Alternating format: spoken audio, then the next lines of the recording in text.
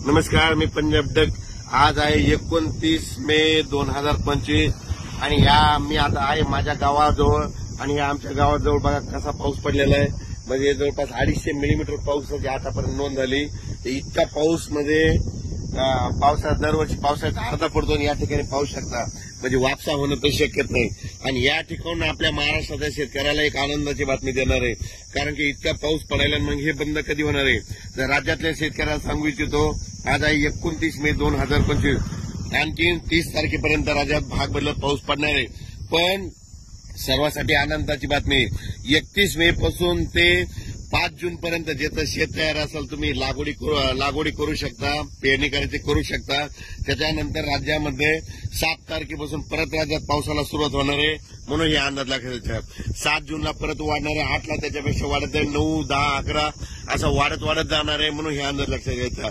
ज्यांचं शेत वापसा असेल तर तुम्ही तुमचं जमिनीची ओल पाहून पेरणी करू शकता। लागवड करायची तर सरकी कापसाची लागवड असेल तर बियाण्याला टोचून लावू शकता, कारण की टोचून लावल्याच्या नंतर जरी पाऊस नाही पडला तर ती सरकी उगवते, कापूस निघतो, म्हणून हे लक्षात येतात। पण राज्यात मात्र 31 मेला म्हणजे बघा तुम्ही उद्या 30 मे पासून राज्यात वारं सुटायला सुरुवात होईल। असं जोराचं वारं वाईल, म्हणजे ते वारं जवळपास 5 तारखेपर्यंत 6 तारखेपर्यंत आणि 7 तारखेला परत राज्यामध्ये ठिकठिकाणी भाग बदलत पावसाला सुरुवात होणार आहे, म्हणून हा अंदाज लक्षात येतो।